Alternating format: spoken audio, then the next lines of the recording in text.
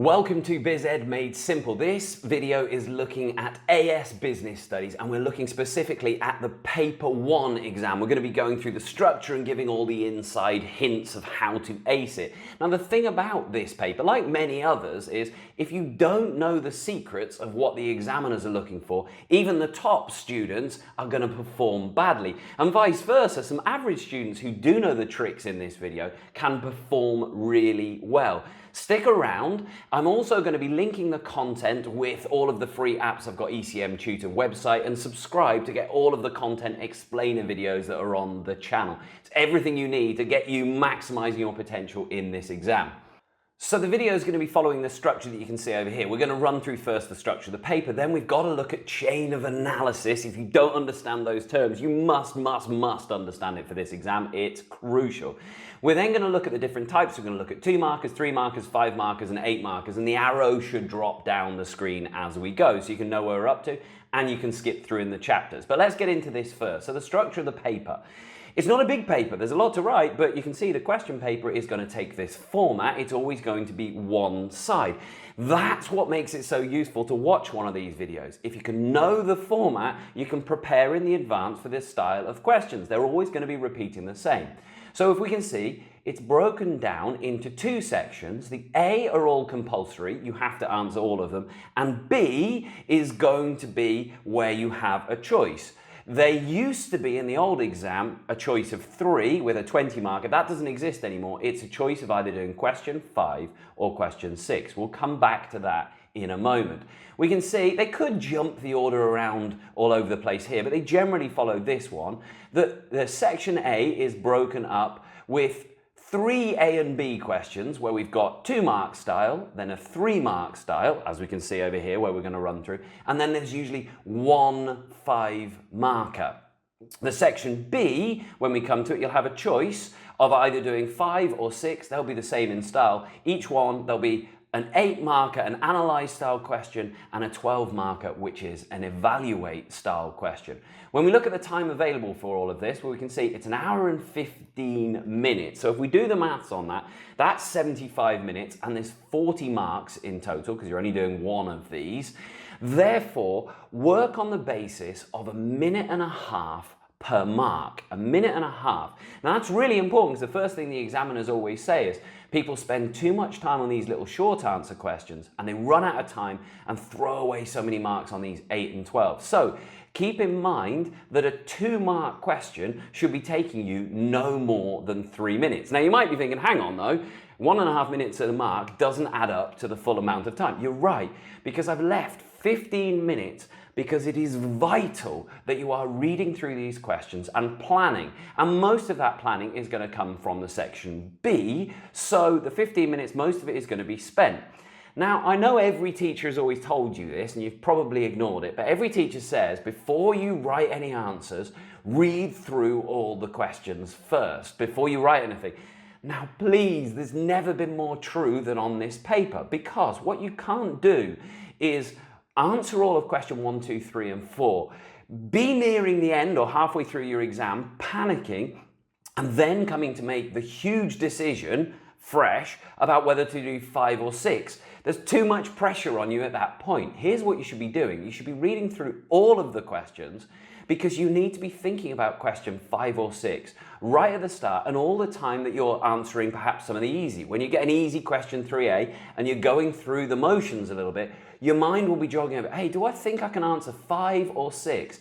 That time is so crucial. You need time to let your brain think about those questions. So monitoring the time is absolutely crucial.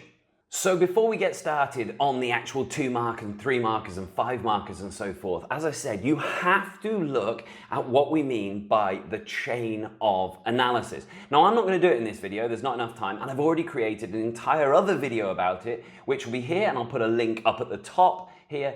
Please go back and watch it. You need to be understanding. Now, every teacher has got slightly different advice on the chain of analysis, and they maybe have their own words, but the ones I like to use, and I'm going to be using in this video, is point where the point is crucial, as I say in the video, it must be accurate, then this means that, which leads to, therefore, and consequently. So I'm putting 1 chain, 2 chains, 3 chains, and 4 chains in my chain of analysis. If that's not making sense, here's my silly example captured from that video. Please go back and watch it because the rest of the video isn't going to make much sense without it. Now we've done that. Now we're ready to look at these 2 markers. So the 2 markers are always going to be following the define style. It's their favorite question. Now, this is where they're a bit naughty, because if you look at the mark scheme, and my students do this, go, well, but I wrote it in the mark scheme, I followed it, and I should get all the marks. Well, even not quite. If you see, the mark scheme says knowledge of the term that demonstrates clear understanding will get 2 marks. That's what they say for the define questions. But if we look in the examiner's report, the PERT, for 2 mark define questions, there should be 2 clear knowledge points. Really naughty of you, Cambridge, but that's clearly what they're looking for. So they're looking for 2 separate points in the definition. Now, yes, you've got to learn your definitions, and most of the definitions that you've learned, if they've come from the book or from my website, where you've got loads of apps and games, a little AI ChatGPT app you can play it on the bus, again, watch the video, they will have 2 component parts, so you don't have to worry about it. But just be aware some of them might not have the 2 parts. If they are short, then it also, I've just covered it up on my screen, but it's really interesting. They say it's often useful to add an example. Now, I hate that really is wrong, really, for knowledge. That's more like explain. But hey, they mark the exams, they write the rules. Therefore, if you feel it's a bit short, if you've only written half a line and expecting to get 2 marks, they're not going to give it to you. It just doesn't look nice. So put, for example, in there, which shouldn't be, that's more like an explain, but they say they like it for define questions. So if in doubt, you've got to do what they want to do. Now, what do we mean by these 2 parts? If we look at this question, define the term demand. Demand refers to the willingness and ability of customers to buy a good or service at a particular price. They argue, if you look here, that's okay, that's one bit of a knowledge in the definition, but they want a second part to get the second mark. It can be heavily influenced by changes in price. It says, yes, it could be changed by price or time, but they're happy that they've got this counted as the 1 and this got the second part. So you really have to think about your definitions when you're learning them. Have they got 2 component parts to them? If not, you're only going to be getting 1 mark. Now, when I was moaning about the mark scheme, this is where the mark scheme gets really confusing and goes off the normal rules of business studies, if you ask me. We're going to look at these 3 markers. So if you remember in the exam, if I jump back over here, if you see, we're going to have in the exam, we're going to have 1, 2, 3 define questions, and we're going to have 3 mark questions. So it's really important you understand how to do the 2 markers and the 3 markers. But let's get back to the 3 markers. So over here, they call them explain questions, but then they put this ridiculously confusing, if you've come from IGCSE, rubric here, where they say there's 1 mark for knowledge and there's 2 marks for application. But when we look at the questions don't have anything seemingly to apply because there is no case study. That confuses a massive amount of teachers, never mind students. They've tried to clarify this with this rule. I'm going to read you this now, but it's a bit confusing. I'll explain afterwards how we deal with it. Explain is not the same as analyze, they say. Okay, they say that. Explain asks candidates to make a point, then link to the business situation. The candidate should show that they understand how the theory relates to real business practices. Analyze asks students to apply their point to a business situation. Candidates need to explain why the point matters to the business and use any data which is available to support their points. Candidates should be encouraged to develop the explanation using consequences. Well, using consequences, you could call it a chain of consequences, the chain of analysis, because you're giving the consequence of each. So I think all of that is a bit of a mess, and essentially, this is how I tell my students to deal with it. They've got that funny rubric. They talk about not being an analysis question, but it kind of is the best way to deal with it. So this is the way. This is the structure and the recipe that you should be following. You need to answer the question and then use for example. So this is a typical 3-mark question here. Explain one way, and they used to say 2 ways, by the way, in the old paper. They don't do that now in the modern style. It is going to be 1 way. So old videos, be careful, they'll give you the wrong advice. It is 1 way. So explain one way a business could extend the product life cycle. You're going to use, for example, remember saying a business is not an example. Think carefully, choose your example well, and then the first mark will be for knowledge and the other 2 marks for how clearly your example explains the point. So in this one, if we put it here, explain, here's to be a model answer. One way to extend the life cycle of a product is to reduce price. Now that is the knowledge point. You have to know it. You have to have revised it. You have to use the online apps and the textbook and learned it. If that's wrong, forget it. You're not getting any more marks. But once we've learned that, that is true. So that's immediately getting me my knowledge mark. Follow that up. New sentence. For example. So for example, Samsung could extend the life of Galaxy S2022 by reducing the price. Do you see there? I've made it real. Absolutely real business. They get confused, and some of the students saying, can you use real businesses? Yes, you can. They love it. They absolutely can use a real product from real life. Very clear about that. You can use it. So that is going to make everything more real, allowing me to get the application analysis. What's the consequence? So, for example, Samsung could extend the life of the Galaxy S22 by reducing the price.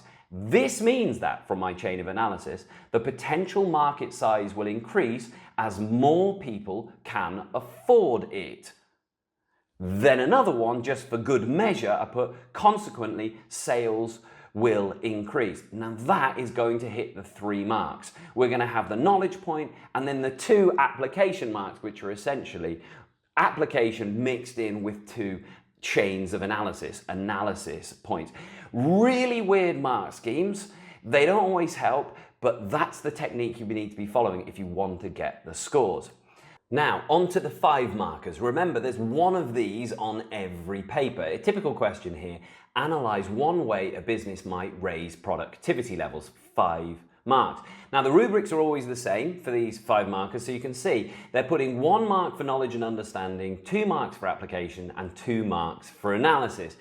Great, and this is what children try and read in the mark scheme and think they can mark it themselves. Well, you can't. Again, it's pretty confusing, and I think it often misleads a few of you.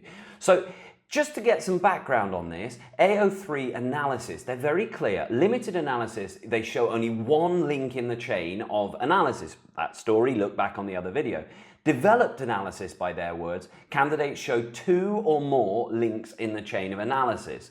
So here's how I respond with this one. Now we've got the application in here again, so even though it isn't a resource paper, you have got to come up with an example, a real life example. Make it real, not say a business, actually think of a business. That's the best way to explain something, to make it real, to show you understand business.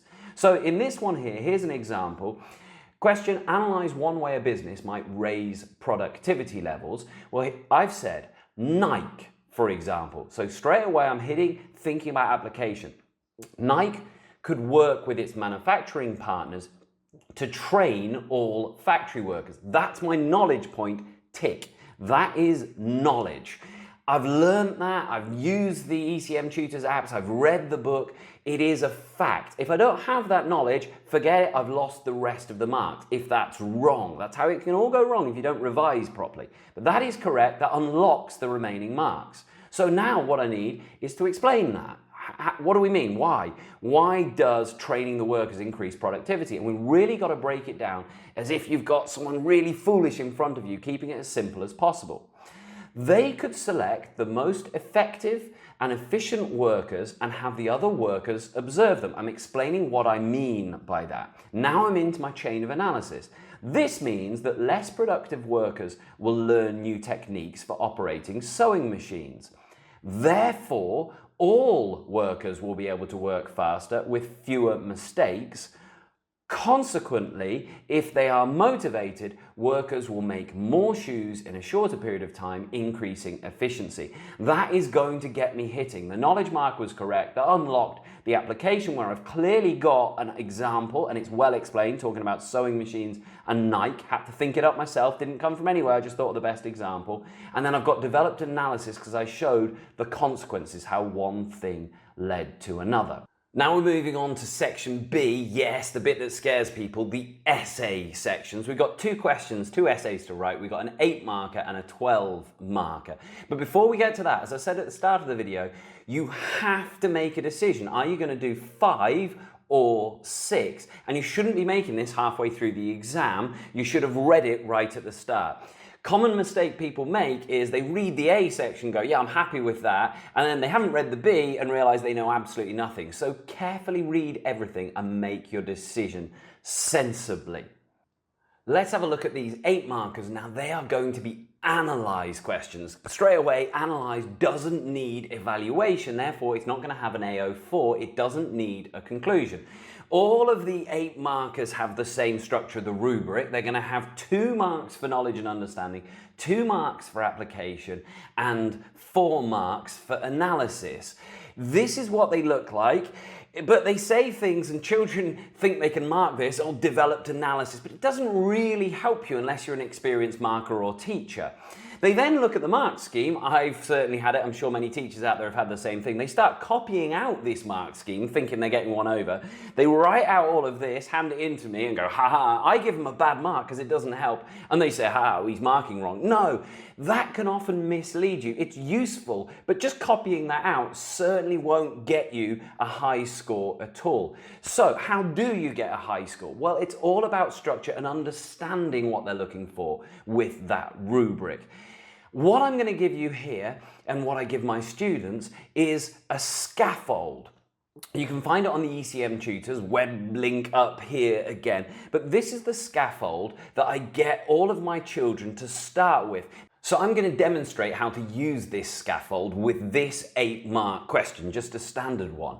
5A said, analyze 2 ways in which accurate cost information can be used to improve business performance. Well, in the planning stage, I have to make sure that I fully understand the content of what this is talking about. Unlike IGCSE, there's no getting away from this. If you don't really understand what they're talking about, you don't understand cost information, you're going to write a bad answer. Therefore, revise well, but don't just memorize things. For A-level, we've got to understand it as well. I've chosen the cost one because have a look at this video I've done on cost. It works for IGCSE as well, but this will give you the understanding necessary behind what costs are. Okay, so in this, how do we use this scaffold? Well, I break it down into 3 paragraphs. That's what we're looking for on this 8 mark, or I tell my children we're aiming for 3 paragraphs. Again, not a science, but a good idea to follow this structure to start with. So we're going to have an intro and then one way and then the other way. And we don't need a conclusion because it's an 8 marker. Now the first thing is, before we write, we need to sit, think and plan. Really understand the question. What is it asking? Analyze 2 ways in which accurate cost information can be used to improve business performance. So sit and think, what do we mean by cost information? And what do we mean by improve business performance? We need to find all of the words in there that can be defined. And we're going to write them. Not only is it useful to write them in introduction to define, because we're going to get those knowledge marks out of the way. When we write knowledge, we won't get all of the knowledge, but we will get level 1 knowledge for writing definitions. So we're going to get some marks in the bag straight away in our introduction by defining. But it's also really useful because it gets you thinking about exactly what the question is asking. You can't answer a question if you don't know exactly what the words mean. So all of those key words, get them defined because it keeps you focused on track. And we're going to put that in the introduction. We're then going to make sure that we've picked an answer to this where we've thought about all the possible answers there could be, all of the knowledge that we've learned along the way, and we've chosen the best two that we can fully explain. There's no way you should get started without having this. So in the planning stage, what would I do is I'd look at this question, I'd look at all the things that need to define. I've got to define cost information. I've got to define accurate. What do we mean by accurate cost information? I've got to define or think about improve business performance. Okay, that's got to go in there. And then I've got to stop and think about, well, why does cost information improve business performance? To do this, I would make it real. Business is real. So I'd sit and I'd think, well, why does cost information? I try and think, what are they going to have in the mark scheme? What are all the ways that cost information improves business performance? Maybe think back to your study notes or what it said in the textbook. Where is the knowledge? If the knowledge is wrong, you're going to be losing a massive amount of marks. And I get that, and then I put that as a plan. So here, I'm going to say, what are the reasons? Well, accurate cost information can be used to set appropriate prices, selling prices. That's one of the things. Yep, I could be talking about that later on. And I'd also say accurate cost information can be used to identify and reduce inefficiencies. I've decided on my two things before I've done anything else. I've thought about what to define and I've thought about my two knowledge points. Am I happy with those? Can I follow? I might have thought of 3 or 4 more, written them on the page, and I've chosen the 2 that I can explain the most. Now, once I've thought of that, I'm now ready to follow this structure. So here comes my introduction.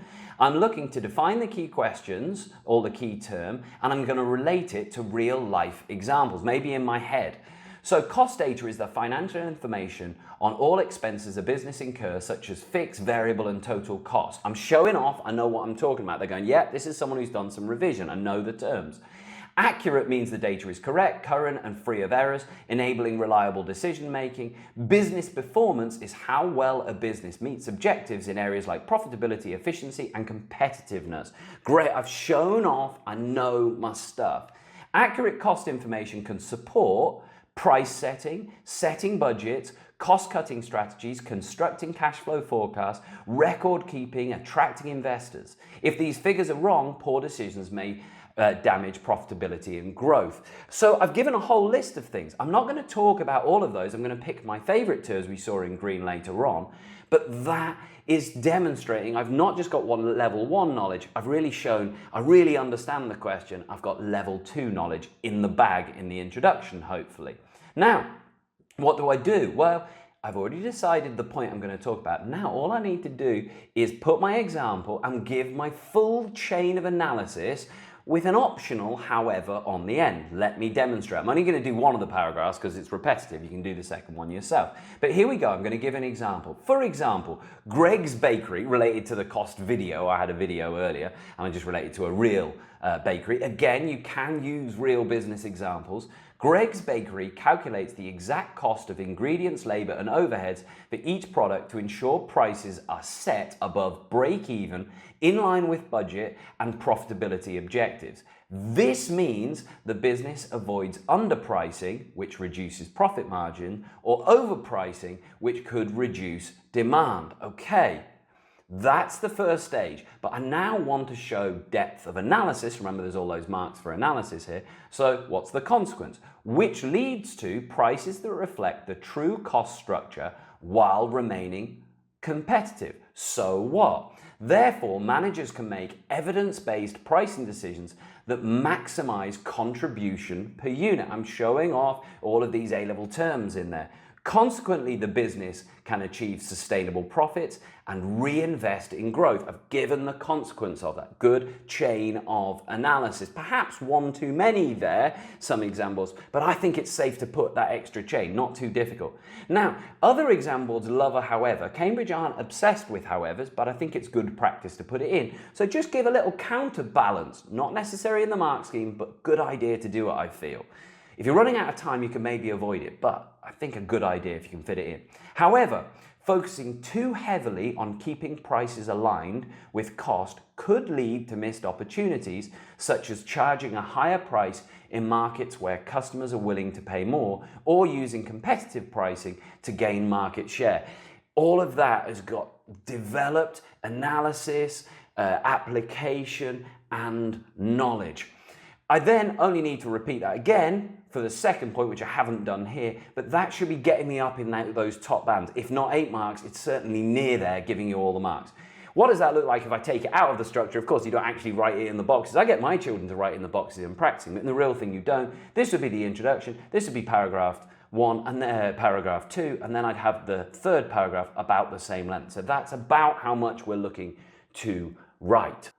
Finally, then, we're looking at the 12 markers, the evaluate questions. Now, there's no doubt they are the most difficult ones on the paper, but they are my favorites. These are the ones that really show your understanding and give you a chance to have an opinion, to be passionate. And if you're not passionate, you're going to do badly on this question. So we've got to get some passion. And to get passion, you've got to understand the question. So you should have, again, chosen it very wisely. We're going to have a look at this question. Evaluate whether cash flow forecasting is the most important activity for a new restaurant to succeed. But before we look at it specifically, we need to see the rubrics. Again, they're the same for every 12 marker, and they've changed since the old one. We can see there are 2 marks for knowledge, 2 marks for application, 2 marks for analysis, but now in the current syllabus, there are 6 marks for evaluation. So they are really looking for continuous evaluation throughout. They're really looking for you to answer the question with passion and be convincing. Once more, I'm going to give you a structure. The structure, though, again, I'm turning an art form into a bit of a science by doing this. So it's a starting point. I get my children starting by filling this in, but you might move away from it as you get more confident. But I don't think there's anything wrong if you want to follow it in the real exam. I think it's a good idea. So here's the structure to this. We're going to have a define where we understand the words of the question, we really think about what it's asking, and we maybe hint at the conclusion. Some people like to give the conclusion at the start, others say keep it. That's just style choice. We're then going to aim for one side of the argument because it's always going to be an evaluate. There'll be there'll be a decision. Is it the most important? Is it not? We're going to need one side of the argument, and we're going to do a chain of analysis with a mini conclusion in there, as you can see. We then want the counter argument, the other side against that, with a mini conclusion and a however in there. We then, hopefully, if we've got time, you could maybe avoid this, but ideally you'd like to have another point that's in line with the side you're going to go for, probably. And then most importantly, the new skill, we're going to have a conclusion with a chain of conclusion. And that's going to follow this structure, new to it, in my opinion, although I said my main reason is, however, my decision would depend upon. Some people don't like using the words, in my opinion. I like it. I'm going to use it. But you might find your teacher doesn't like that. But I think it works well in this situation. So let's have a look at how we do it with that question, how we use this scaffold. So before I write anything, I need to have a plan. Absolutely, you must have a plan. You can't just write and scribble these things down. So you want to put a rough version of this scaffold in your exam. What's going to go into each of the paragraph points? So here we said, evaluate whether cash flow forecasting is the most important activity for a new restaurant to succeed. I've chosen this question because you fully need to understand cash flow forecasting. And there's a video I've done up here where it's talking you through exactly what cash flow forecasts are. If you don't understand it, you're going to struggle. Now, my advice when you get this question is, change it round. If you're not getting the gist of the question, you're not going to be evaluating. You might be putting loads of good knowledge, but you won't be answering what they're looking for. So put it into something you know, something you're happy with. So evaluate whether cash flow forecasting is the most important activity for a new restaurant to succeed. Change it round. Take it out of business studies so you're getting the gist. So here, perhaps we could say, evaluate whether revision is the most important activity in succeeding in your A-levels. Now, if I ask you that, you'd have an opinion. You might say, well, yeah, revision is. Or you might say, no, being naturally intelligent is the most important thing. Or you might say, no, a good teacher is. Great, well, you've got the gist. So to answer that question, you would want to say, some people are going to say that the most important thing is revision. However, other people are going to say the most important thing is being naturally intelligent. In my opinion, weigh those two things. I think the most important thing is being naturally intelligent. And you could vehemently, passionately argue for that. We want, therefore, to follow that same structure in this question. That's what they're looking for. So we now then can think about that. Well, we want to say, is cash flow forecasting the most important thing for a new, and the key being here, new restaurant? Okay, well, I want a reason why cash flow forecasting is the most important, a reason why it isn't, and I must know my answer in advance. Do I think it's going to be the most important thing? So I've put it all into this already, but I need to get my points. So in answer to this, a point. Cash flow forecasts help plan shortfalls in cash and avoid the liquidity crisis. I've got this point. Yep, that's one. Don't worry about how I pad it out. That would be in my plan. Then I'd say, on the other hand, good food is vital for attracting and keeping customers. So that's a counter argument. Then I'm going to put another one. Cash flow forecast is necessary for securing bank loans investment. Okay, so they're my three things I'm going to develop, I'm going to explain. And I have to work out, well, what's my feeling overall? And I'm going to put that up here, state or hint. I have to give it some thought. I'll have to stop and look up and think in the exam about a restaurant, picture a restaurant, but that's where I'm going to be heading for. And I've got my conclusion going in here. So if I take you through the structure, it's going to be boring, a bit of rereading, but this is giving you an idea how this structure will work together. Cash flow forecasting is predicting all expected inflows and outflows of cash over a set period so a business can meet its obligations. I'm getting level 1 knowledge marks straight away there. They're getting me marks. They won't get me level 2 knowledge marks, but it's getting me some marks straight away on the board. A new restaurant, to get me thinking about that question, is recently opened dining business, still in its launch phase, often facing unpredictable sales and high initial costs. Success means achieving key objectives such as survival, profitability, and building a loyal customer base. I've met all of the words from the question here. I've really said, I'm going to answer your question. I know what you've asked me. For a small Italian restaurant, and now I've made it real. I can't answer this without being passionate. So I've thought, what do I know? Well, it's actually where I live, there's a little Italian place that's opened up. I'm going to think about those so I can decide, do I think it's the most important thing? When I make it real, I'll be more persuasive. For a small Italian restaurant starting out, CFF is crucial because early revenue can be uncertain. Startup costs like kitchen equipment and decor are high and cash reserves are limited. Without enough cash to pay suppliers, staff and rent, the business could close before establishing itself. However, other factors like high quality food and service all contribute to the long-term success. Now, did you see, there's no way I could write that before I'd got my plan of going down here, hence why you need it to plan.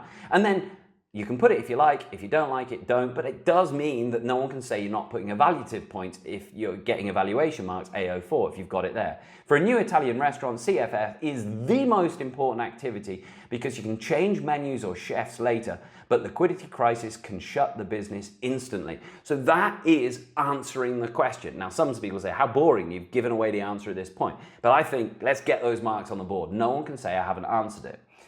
Then, we're going to follow the same structure of before, the chain of analysis. Cash flow forecasts can help a shortfall in cash and avoid liquidity crisis, the point we said. This means that the owner can spot in advance when cash reserves run low, for example, in January after a Christmas rush when bookings drop. The only reason I know that is because I've thought about a new restaurant. I've closed my eyes in the exam, I've looked up and I've thought about restaurants, which leads to delaying a planned purchase of an extra pizza oven and arranging a small overdraft to ensure bills are paid. Really good application, but I'm not really thinking about application, I'm thinking about real life running this. Therefore, the restaurant avoids missing payments to its mozzarella supplier or falling behind on rent for its city centre premises. Consequently, it stays open during quiet months and can focus on building a loyal customer base. Then I've put my mini conclusion. That was just a chain of analysis, the mini conclusion, because we don't want to say, remember, 6 out of the 12 marks come from answering the question. So it seems CFF is essential for the survival in the short term, keeping the doors open while the restaurant builds its reputation. Got my evaluative comment, mini conclusion. However, focusing only on cash control without attracting diners could still limit long-term success. So I've put a little counterbalance in there, just throwing against it, so I'm really showing evaluative. Now, the main counter-argument. Good food is vital for attracting and keeping customers. This means that serving authentic pasta and wood-fired pizzas of consistently high quality builds a strong reputation. which leads to visits, repeat visits, and positive reviews on platforms like TripAdvisor, generating steady revenue. Therefore, high sales naturally improve the restaurant's cash position and reduce reliance on short-term finance. Consequently, food quality could be argued as equally important for long-term success. Mini conclusion. So it seems CFF protects survival, but great food drives demand that sustains the business. However, even the best food will not save a restaurant that can't pay its fresh produce suppliers or staff wages in the opening months. Again, just following this recipe. Point 3 then, this one, possibly you could get away without it, but in this example, I've given you aim for this, but if you're running out of time, maybe you could get away without the third point, better to have it. Cash flow forecast is necessary for securing bank loans and investment. This means that lenders and investors can see the restaurant is managing money effectively and can repay on time, which leads to greater confidence in providing funding such as bank loan to renovate the dining area or invest in an espresso machine. All application coming throughout, which is really about strengthening and persuading people. Therefore, the restaurant can finance activities like launch, marketing, or hiring experienced head chef. Consequently, CFF underpins both survival and growth, making other improvements possible. Mini conclusion again. So it seems CFF is the base that allows all other activities to be carried out effectively. However, securing finance is still require proof of viable concept, such as a menu that appeals to the local market. Yes, the lenders would want to see that as well. Finally then, the most important part, you can't run out of time and leave it because 6 marks for this evaluation, for this conclusion, but we've done it throughout the mini conclusions. But let's really put this, and a special little bit down the bottom. In my opinion, some people don't like it, I do. For a new Italian restaurant, CFF is the most important activity because it ensures the business can survive financially in its early stages. Although I said we've got to cancel out the other side of the argument, because we said that and we're left going, well, isn't that important? No, we've got to cancel that. So we cancel. Although I said great food is essential for long-term success, recipes, chefs, and menus can be adapted later, but liquidity crisis can cause immediate closure. So I did say it was a problem earlier on in the essay, but I'm now cancelling that. I'm saying don't worry about that. It's more important than cash flow. My main reason is that CFF allows the business to anticipate and solve cash flow problems before they come critical, buying the time needed for other strategies to work. And then this final thing, you won't hit level 3 of evaluation, AO4, unless you've got a dependent factor. What do we mean by that? Well, whenever you have an opinion, it's not perfect. There could be other factors that you hadn't thought about or don't know about that could change your mind. What could that be? So here, however, my decision would depend upon starting capital.